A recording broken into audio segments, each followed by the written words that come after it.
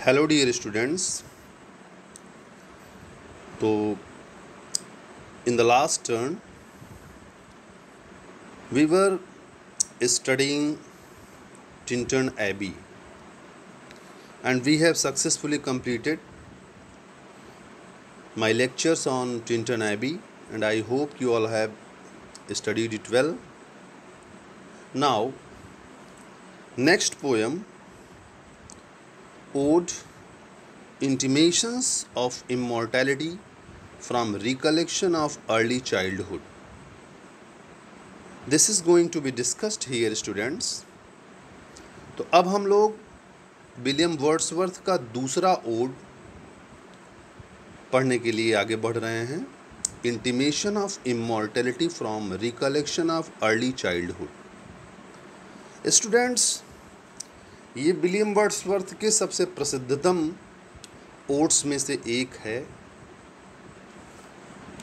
जैसा कि आप जानते हैं कि विलियम वर्ड्सवर्थ अपनी अलग ही नेचुरल फिलॉसफीज़ के लिए जाना जाता है और जो डिस्क्रिप्शन नेचर का आप लोगों ने पिछली पोयम में पढ़ा टिंटन एबी में, इस पोयम में थोड़ा सा अलग एक फ़िलॉसफी डालने का प्रयास किया है। वो फ़िलॉसफी कहीं न कहीं नेचर से रिलेट करके लाइफ फ़िलॉसफी को यहाँ पे डिस्क्राइब करने का प्रयास कर रहा है विलियम वर्ड्सवर्थ। पिछली पोयम में वो पूरी तरीके से नेचर पे एम्फेसाइज कर रहा था, लेकिन इस पोयम में विलियम वर्ड्सवर्थ ने नेचर की फ़िलॉसफी के साथ द फिलॉसफी ऑफ लाइफ को इंक्लूड करने का प्रयास किया है। You will watch here the philosophy of not only nature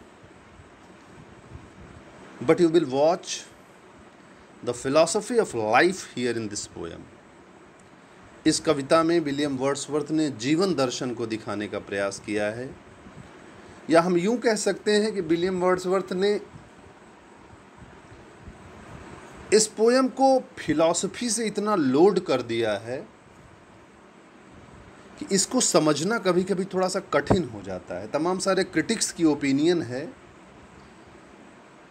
कि इस पोयम को समझना इसलिए भी कठिन है कि इसमें जो थॉट्स विलियम वर्ड्सवर्थ ने डिस्क्राइब किए हैं वो थॉट्स थोड़ा सा बिखरे हुए हैं, इसलिए भी थोड़ा सा इसको समझना कठिन हो जाता है। But my dear students, I will try myself at the best level. I will try my best to make you clear about the central concept of this poem in explanative way। मैं अपनी तरफ से पूरा प्रयास करूंगा students कि आप लोग इसको अच्छे से समझ सकें। स्टूडेंट्स, ये जो ओड है, जो ये गीत है students, it has been just divided into 3 parts. First 4 passages, then 2 passages and then 2 passages, and it has been written in partial form। इसको 2 भागों में लिखा गया। मीन्स विलियम वर्ड्सवर्थ ने इस पोयम को एक साथ नहीं लिखा बल्कि 2 भागों में लिखा। इसका आधा हिस्सा विलियम वर्ड्सवर्थ ने 1802 में लिखा और उसके बाद 2 साल के अंतराल के बाद he has completed the remaining part of the poem। Means first part of this poem has been written in 1802 and the final part of this ode was written in 1806 and finally it was published in 1807। पहला हिस्सा students इसका 1802 में लिखा William Wordsworth ने, और बचा हुआ जो इस पोयम का भाग है, कंप्लीट इस पोयम को उन्होंने 1806 में लिखा और फाइनली इसका ईयर ऑफ पब्लिकेशन 1807 है। स्टूडेंट्स, इस पोयम में विलियम वर्ड्सवर्थ ने जीवन के विभिन्न आयामों को उम्र बढ़ने के साथ किस तरीके के चेंजेस आते हैं उस चीज़ को दिखाने का प्रयास किया है। जैसा कि आप लोग जानते हैं कि जब एक बच्चा जन्म लेता है, when he come in this world, तो for this world he is the gift of God from the heaven। एक बच्चा इस संसार के लिए ईश्वर के गिफ्ट के रूप में आता है। वो अपने बचपन में ईश्वरीय आभा और स्वर्ग की आभा का प्रतिनिधित्व करता है। उसके अंदर एक स्वर्ग का अलौकिक प्रकाश होता है। किंतु जैसे जैसे उम्र बढ़ती जाती है, जीवन के वर्ष बीतते जाते हैं, तो उसके अंदर से जो एक दिव्य आभा है वो धीरे धीरे करके समाप्त होती चली जाती है। जैसे जैसे वो संसार में फंसता चला जाता है, जैसे जैसे दुनिया की दुनियादारी उसके मस्तिष्क पर हावी होती चली जाती है, वो कहीं न कहीं जो उसके अंदर की स्वर्गीय आभा है, जो स्वर्ग की दिव्यता है, वो समाप्त होती चली जाती है। जो एक मस्ती होती है, जो एक प्रसन्नता होती है, जो एक परम आनंद की अनुभूति बचपन में होती है, चाइल्डहुड में होती है, तो कहीं न कहीं आने वाले वर्षों में समापन की ओर जाने लगती है। ये एक शाश्वत सत्य है, and you can watch, dear students, on practical ground, and definitely you have encountered it in your life, but generally you forget all that in the proceedings of the life struggling for survival। बचपन की वो आभा आपके मस्तिष्क में स्थायी नहीं रह पाती हैं, क्योंकि जैसे जैसे आप दुनिया में आजीविका के विभिन्न स्वरूपों को लेकर के आगे बढ़ते हैं, सफलताओं के लिए आप परेशान रहते हैं, तो जो स्वर्गीय आभा की संपन्नता होती है, वो सांसारिक आडंबरों में फंस करके आपको उस आभा के मुकाबले विपन्न बना देती है। आप तनावों से घिर जाते हैं। वर्ड्सवर्थ इन्हीं चीज़ों को लेकर के इस ओड को लिखता है। एक बहुत बड़े क्रिटिक रहे हैं बोरा, उन्होंने इस पोयम को 3 भागों में डिवाइड माना है। इसको 3 भागों में उन्होंने डिवाइड किया है। The phase of crisis, the phase of explanation and the phase of consolation. Dear students, you can note down these 3 phases given by Professor Bora. कि the initial part of this poem, William Wordsworth has described the crisis of your life. क्या crisis होती हैं life की, कैसे एक दिव्य आभा और दिव्य प्रकाश क्षीण होने लगता है उम्र गुजरने के साथ आपके अंदर, कैसे आप विडंबनाओं में फंसते चले जाते हैं, how you are entangled in the materialistic approach of life, उन चीज़ों का वर्णन करता है शुरू के 4 पैसेजेस में।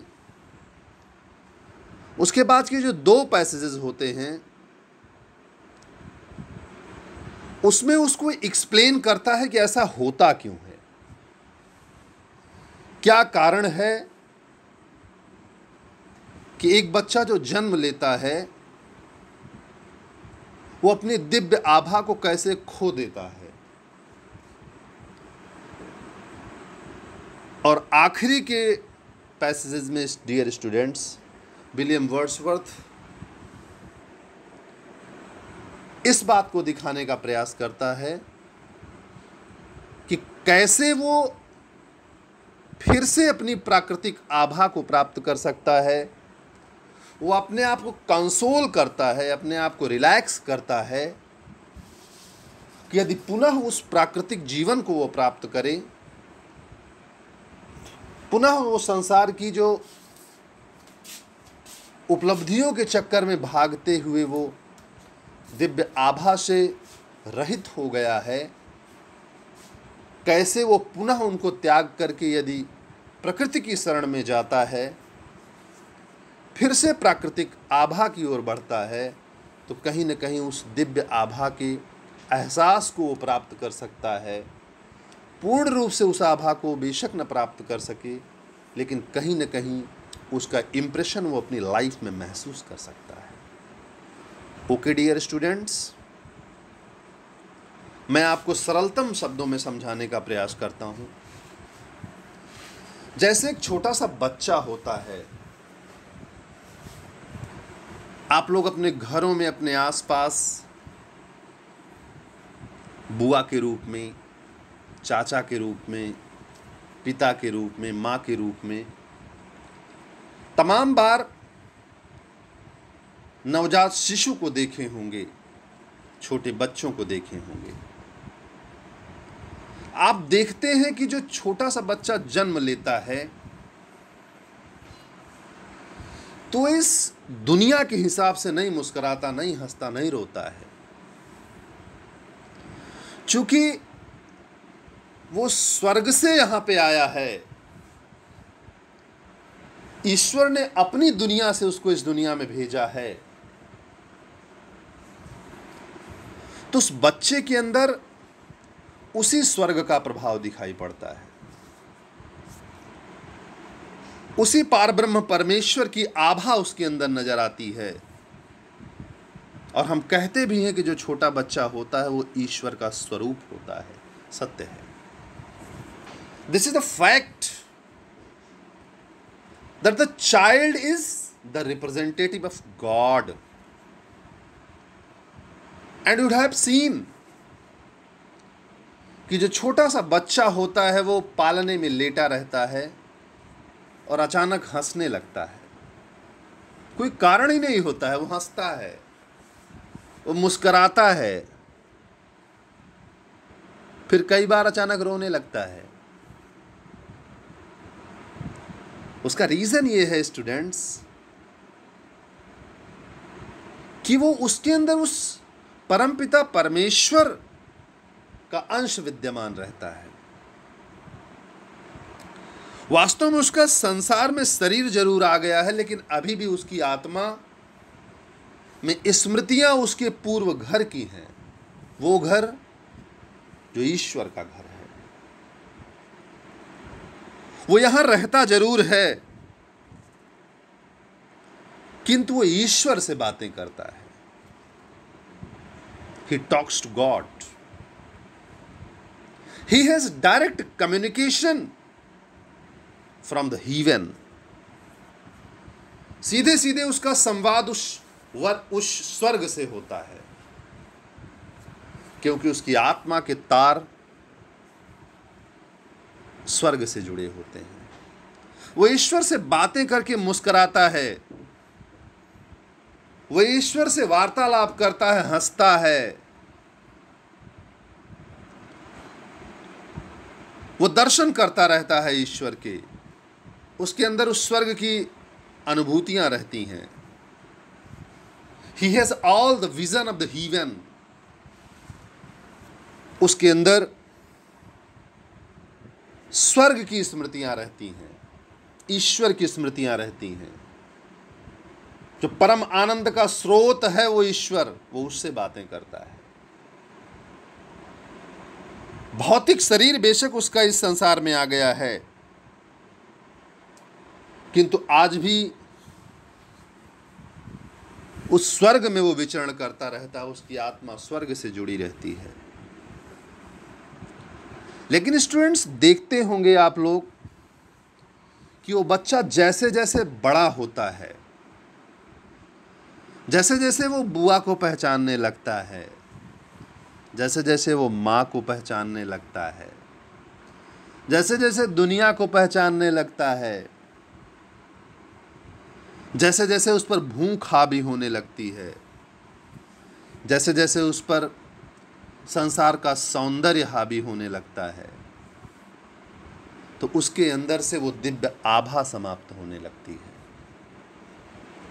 ईश्वर कहता है, जाओ भाई, अब जब तुमने संसार से अपना संबंध बनाना शुरू कर दिया है, तो फिर हमसे काहे का रिश्ता? जब तुम्हें ये दुनिया अच्छी लगने लगी है, तो जाओ फिर भाई, हमसे बातचीत बंद करो। अब जब तुमको अपनी बुआ से बात करना है, अपनी मौसी से बात करना है, जब तुमको अपने पापा से बात करनी है, जब तुमको अपनी मम्मी से बात करनी है, जब तुमको ये गुब्बारे अच्छे लगने लगे, जब तुमको ये पालना अच्छा लगने लगा, जब तुम दूध के लिए रोने लगे, जब तुम खिलौनों के लिए रोने लगे हो, तो जाओ फिर, ये चीज़ें तो तुम्हें संसार में मिलेंगी। और ईश्वर कहता, जाओ बेटा, जाओ। अब ये दुनिया की जो खूबसूरती है ना, ये तुम्हें बाद में पता चलेगी। जो तुम मुझको छोड़ करके इस दुनिया में फंस रहे हो ना, जाओ, अब तुम दुखों में घिर जाओगे, जाओ, अब तुम पीड़ाओं में घिर जाओगे, अब तुम्हें वो आनंद नहीं आएगा। और आप देखते होंगे कि बच्चा जब थोड़ा सा बड़ा होने लगता है, तो फिर इस दुनिया के हिसाब से हंसने लगता है। जब हम आप हंसाते हैं तो हंसता है, जब हम आप उसे किसी चीज़ के लिए परेशान करते हैं तो रोता है। लेकिन पहले वो स्वतः हंसता था, आपके हिसाब से नहीं हंसता था। वो पालने में सोता रहता था, नींद में हंसने लगता था। वो पलके खोल करके भी जब जागता रहता था, तब भी वो दुनिया को नहीं देखता था, वो ईश्वर को देखता था, इसलिए वो ईश्वर से मुस्कुराता था। लेकिन जब वक्त गुजरता है, तो फिर वो खिलौनों में फंस जाता है। फिर वो दूध, भूख, प्यास, सौंदर्य और संबंधों में फंस जाता है। वर्ड्सवर्थ इसी चीज को डिस्क्राइब करता है, कहता है कि अब जबकि मैं इस संसार में हूं, तो मेरे अंदर जो बचपन की आभा है, जो बचपन की मस्ती है, अब वो शेष नहीं रही। अब वो मेरे अंदर बाकी नहीं रही। अब मेरे अंदर जो बचा हुआ है वो संसार बचा हुआ है। और स्टूडेंट्स, केवल नवजात शिशु की बात नहीं करता मैं, बल्कि मैं बचपन की भी बात करता हूं। जितना ज्यादा आपके अंदर दुनियादारी आती जाएगी, उतना ज्यादा आप दुखों से घिरते चले जाएंगे, उतना ज्यादा आपके अंदर से जो मुस्कुराहट है, जो प्रसन्नता है, जो आनंद है, वो समाप्त होता चला जाएगा। जो आनंद एक शिशु के रूप में पालने में लेटे हुए आप रहता है, वो आनंद जब आप 2 साल, 4 साल, 5 साल के हो जाते हैं तो नहीं रह जाता है। क्योंकि 2 साल, 4 साल, 5 साल में आपने दुनिया को समझना शुरू कर दिया है। दुनियादारी के थोड़े थोड़े लक्षण आपके अंदर आने लगे हैं। लेकिन फिर भी जब आप बचपन में होते हैं तब भी आपके ऊपर उतनी दुनियादारी हावी नहीं होती है, उतना हानि लाभ आपके अंदर हावी नहीं होता है, इसलिए फिर भी आप बहुत खुश रहते हैं। यद्यपि ईश्वर की आभा उतनी नहीं रहती है जितनी शिशु के अंदर रहती है, लेकिन फिर भी एक बच्चे के अंदर कहीं न कहीं ईश्वर के अंश विद्यमान रहते हैं। एक बच्चा ईश्वर का बाल रूप होता है, लेकिन जब वो 12 साल 14 साल का हो जाता है तब वो और परेशान होने लगता है। उसके अंदर वो मस्ती नहीं रह जाती है जो 5 साल और 7 साल के बालक के अंदर रहती है।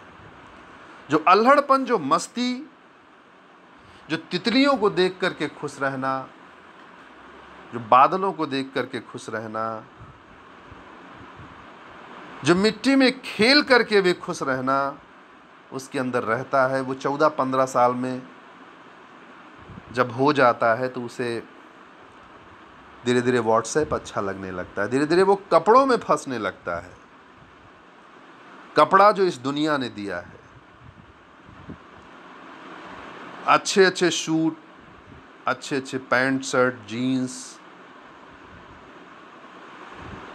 तमाम प्रकार के जो संसार के अवयव हैं वो आपको परेशान करने लगते हैं। लेकिन फिर भी थोड़ी सी मस्ती रहती है, क्योंकि अभी दुनिया को आपने पूरी तरीके से अपने ऊपर हावी नहीं होने दिया। लेकिन फिर अब और आप बड़े होते हैं, फिर आपकी शादी हो जाती है,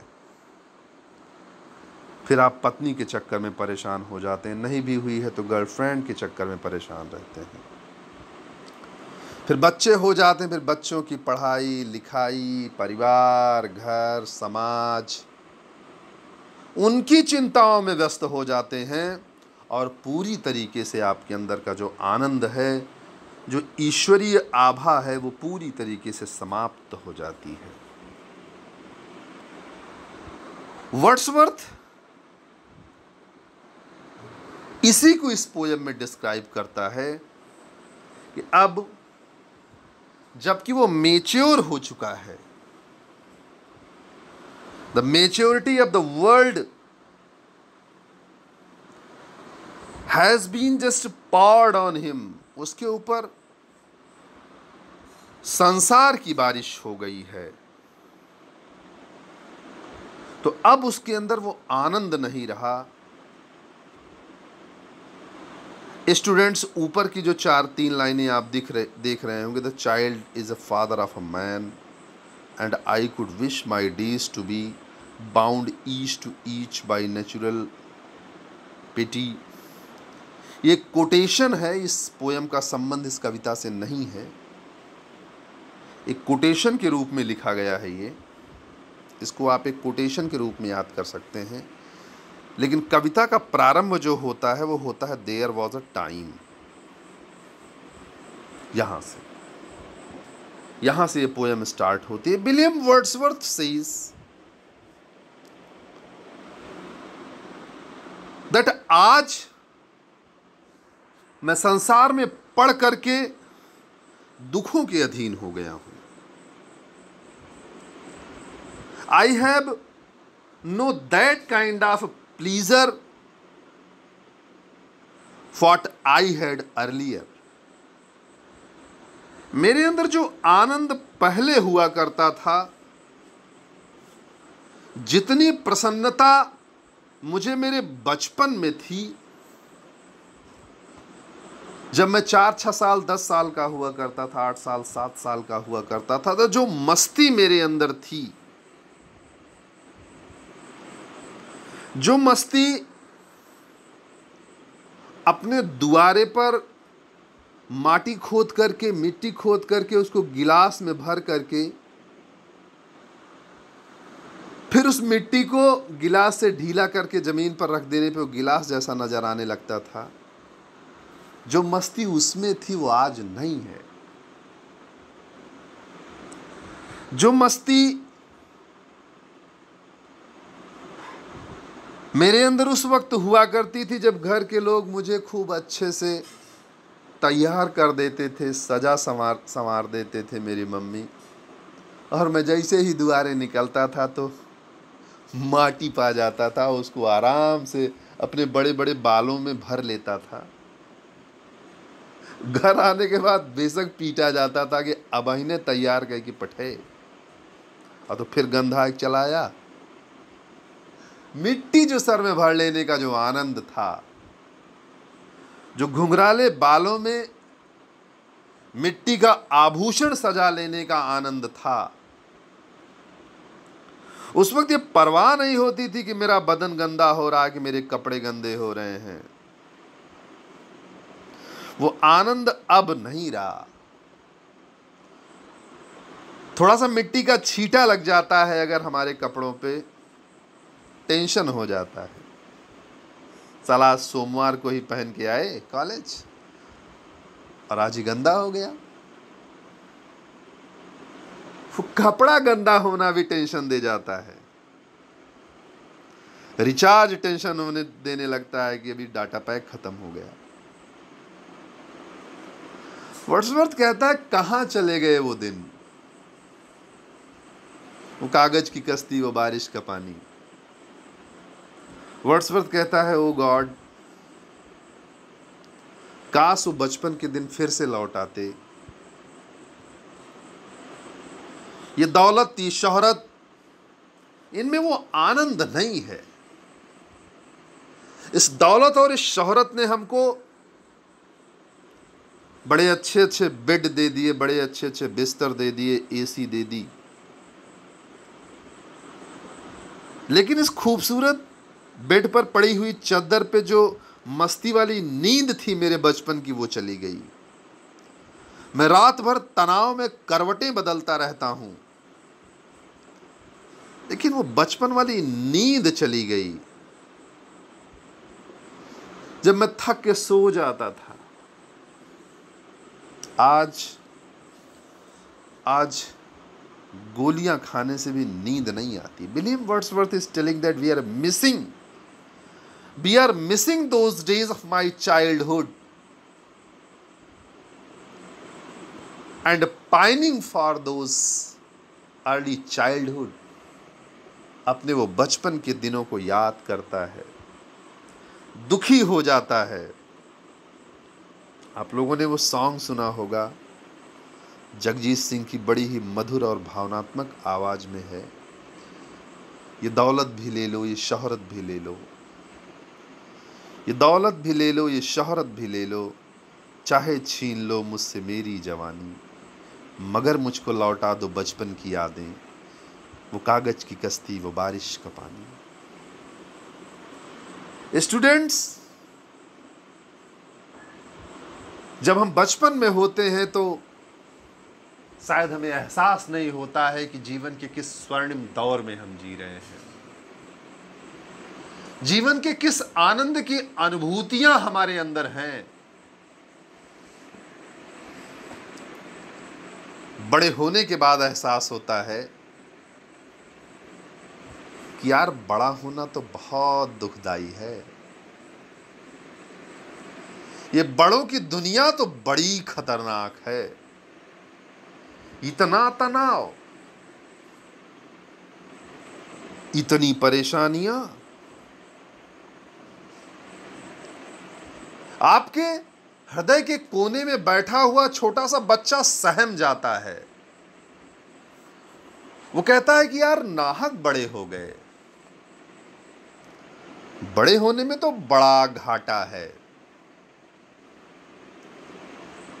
यहां हर शख्स हर पल हादसा होने से डरता है।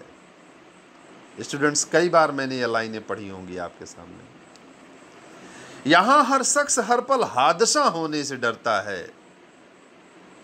मेरे दिल के किसी कोने में एक मासूम सा बच्चा बड़ों की देखकर दुनिया बड़ा होने से डरता है। बड़ों की देखकर दुनिया बड़ा होने से डरता है।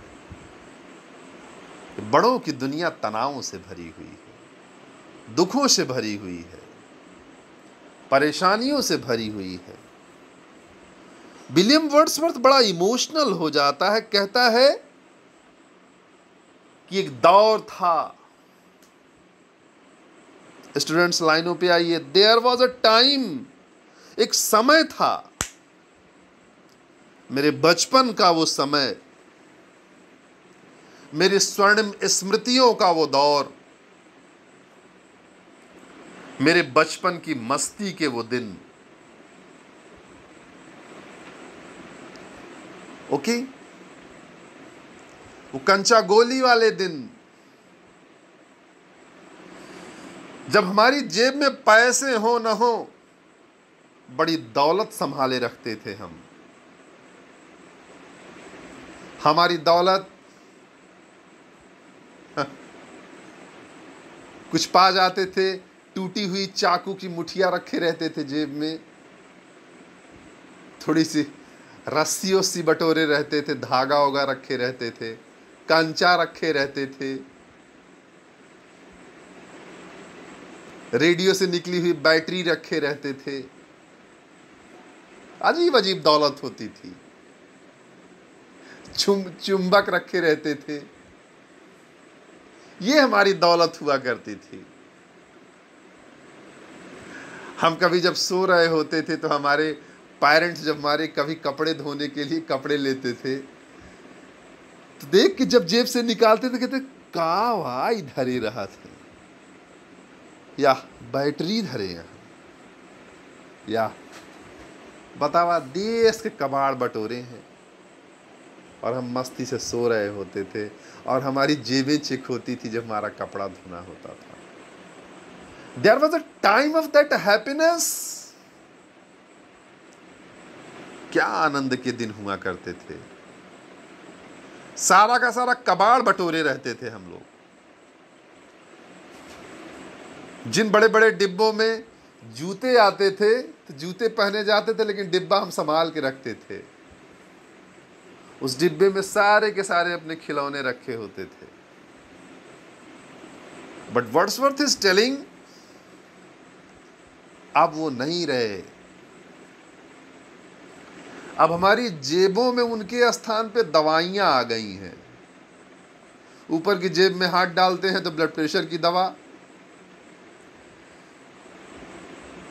हाई ब्लड प्रेशर, बेड के सिरहाने पे देखते हैं तो शुगर की दवा, आलबारी पर गैस का चूरन, गैस के पेशेंट हो गए हैं, बालम खीरा, कायम चूर्ण, तमाम प्रकार की औषधियों हमारे आसपास पड़ी रहती हैं। क्योंकि हमने बीमारियां पाल ली ना, दुनिया में इतना तनाव ले लिया कि हमारी जेब से वो मस्ती वाले खिलौने निकलने के बजाय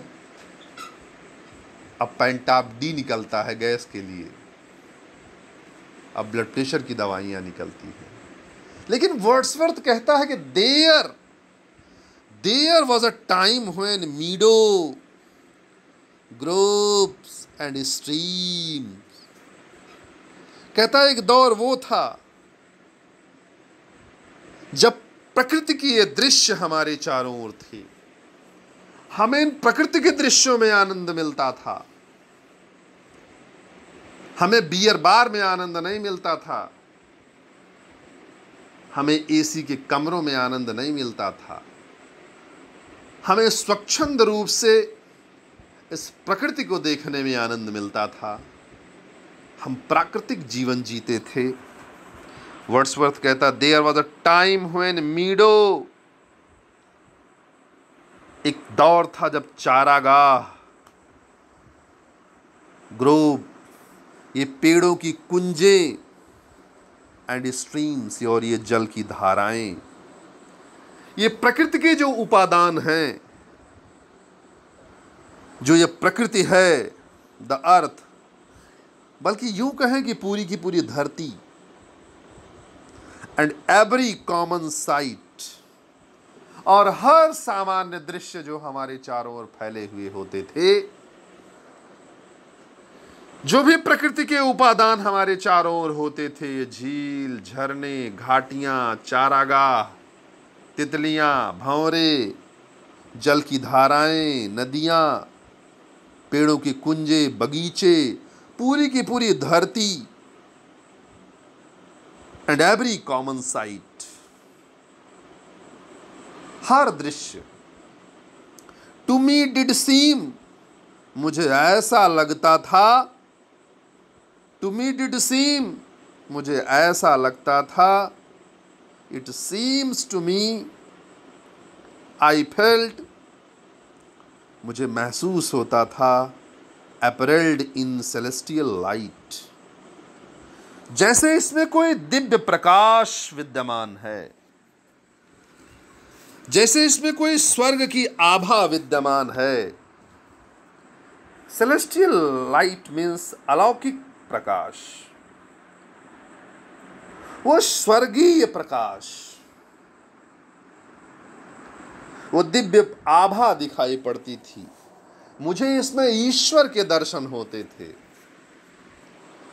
लेकिन अब मुझे दर्शन गड्डियों में होने लगे हैं, नोटों में होने लगे हैं, रिबॉक के जूते में होने लगे हैं, एडिडास के जूते में होने लगे हैं।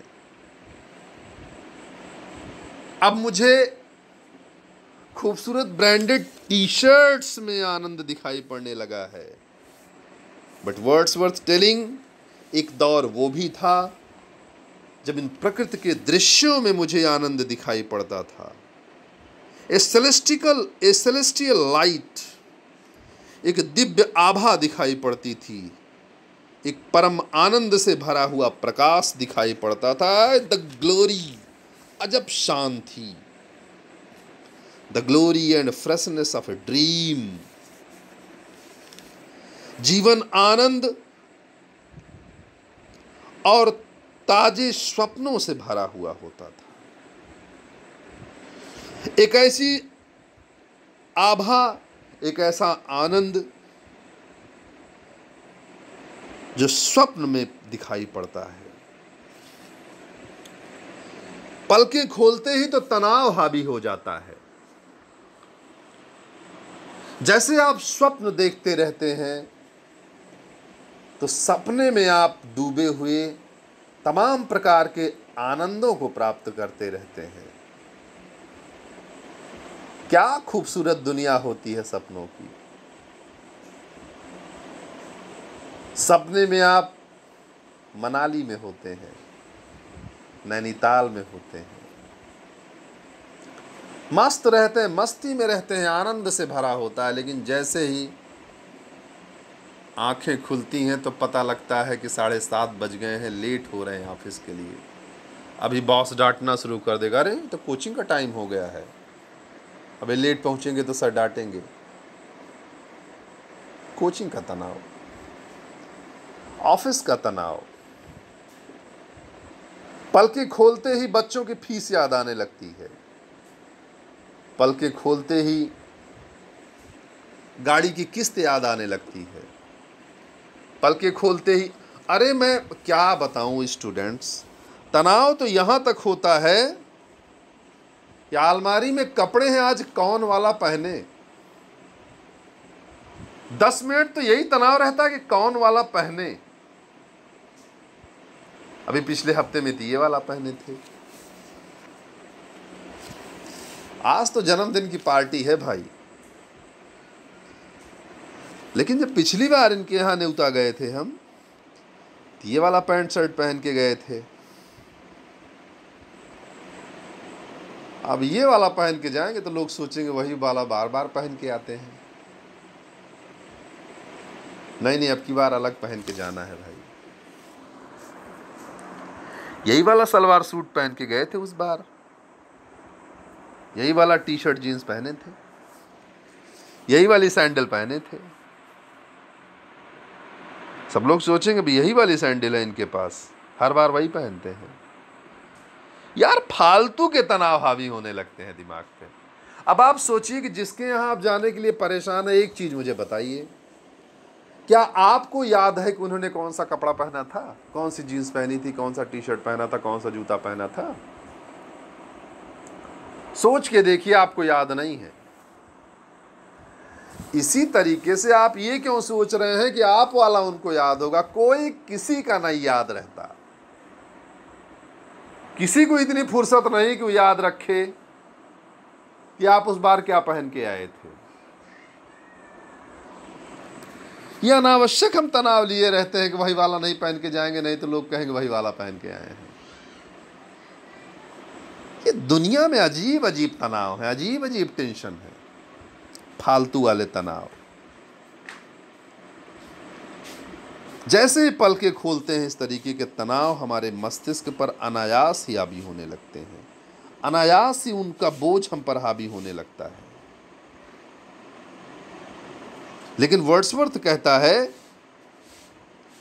कि सपनों की दुनिया बड़ी खूबसूरत होती है, और एक दौर वो था जब चारों ओर glory and the freshness of dream हुआ करती थी। हमारे बचपन में, हमारे जिंदगी के उन स्वर्णिम दिनों में एक ताजगी होती थी हमारे ऊपर। आज तो हम बाथरूम से नहा के निकलते हैं तब भी पसीना आने लगता है, तब भी तनाव हावी होने लगता है। वर्ड्सवर्थ कहता है, it is not now as it had been of yore. कहता अब वो दिन नहीं रहे, इट इज नॉट नाउ। वैसी आभा, वैसा आनंद अब नहीं रहा। It is not now as it hath been of yore. जैसा वो पुराने दिनों में हुआ करता था, the kind of pleasure, the kind of feeling what I had earlier, so this is no more now. Turn whereso I may, by night and day. जो मस्ती दिन रात हमारे अंदर हुआ करती थी, शायद अब वो शेष नहीं रही। टर्न, वो बदल गया एकदम से। अब इस दिन रात की उलझनों ने हमको उस स्वर्गीय आभा से अलग कर दिया है। The thing which I have seen I now can see no more. जो चीजें आनंद से भरी हुई वस्तुएं, the thing which I have seen, आनंद से भरी हुई जिन वस्तुओं के दर्शन मैंने तब किए थे, I now can see no more, अब वो मुझे दिखाई नहीं पड़ता। अब वो चीजें नहीं रही। स्टूडेंट्स, हम बदले हैं, वो चीजें नहीं बदली हैं। मेरे बचपन में गुलाब जैसे खिलता था, the kind of beauty and incense of what the rose has in my earlier days, in my childhood, that is the same today. जो आनंद, जो महक, जो खूबसूरती गुलाब की उस टाइम हुआ करती थी, उस दौर में मेरे बचपन में हुआ करती थी, वो गुलाब आज भी खूबसूरत है। नदियां जैसे कल बहती थी मेरे बचपन में, आज भी वैसे ही बहती हैं। कोयलें जैसे गाती थी, आज भी वैसी ही गाती हैं। मेरे दरवाजे पर जो नीम का पेड़ है जिसमें हम झूला डालते थे, वो डालें आज भी वैसी ही है। तो बदला क्या? आनंद गायब क्यों हुआ? क्योंकि हम बदल गए ना।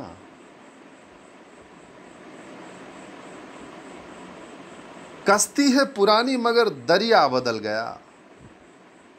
मेरा बड़ा पॉपुलर शेर हुआ ये, मैंने लिखा था कि कश्ती है पुरानी मगर दरिया बदल गया। मेरी भी तो तलाश का जरिया बदल गया। न शक्ल ही बदली है न बदला मेरा किरदार, बस देखने का मेरी नजरिया बदल गया। हमारा जो देखने का तरीका है वो बदल गया। Beauty lies in the eyes of observer. Students याद रखिएगा, सौंदर्य व्यक्ति की निगाहों में होता है, और मेरी वो निगाहें बदल गई, मेरे देखने का वो तरीका बदल गया, क्योंकि मैंने दूसरी चीजें देखना शुरू कर दी। मेरे लिए प्रकृति के वो आयाम इसलिए बदल गए क्योंकि मैंने उन प्रकृति के दृश्यों को देखना छोड़ दिया। इसलिए जो आनंद मुझे कल दिखाई पड़ता था वो आनंद अब मुझे दिखाई नहीं पड़ता है। ओके स्टूडेंट्स, तो आगे अब हम लोग कल पढ़ेंगे। इस लेक्चर को ध्यान से पढ़िएगा और एहसास करने का प्रयास कीजिएगा कि whatever William Wordsworth has explained, is it right और wrong. Thank you, thanks a lot dear student, thanks a lot.